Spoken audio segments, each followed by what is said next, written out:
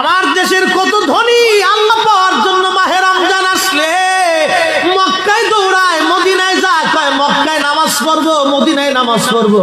এক রাকাত নামাজে 1 লক্ষ রাকাতের সওয়াব, এক রাকাত নামাজে 50,000 রাকাতের সওয়াব।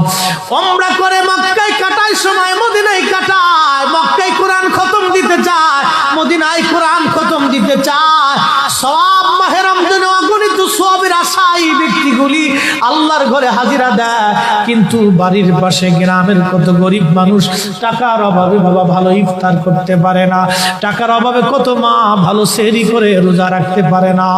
এই ধনীরা এই গরিব মানুষের ঘরে খাবার না দিয়ে আল্লাহরে পাওয়ার জন্য মক্কা মদিনায় দৌড়ায়। আল্লাহ ডাক দেখো, বান্দা একবার মরে দেখ, কায়দা মতো জুতা দিয়ে পিটামো, আমার বান্দারা না খেয়ে ইফতার করবে, আর তুই আল্লাহ পাওয়ার জন্য মক্কায় আইছো, এমন আল্লাহ আমি ধরা দেব না।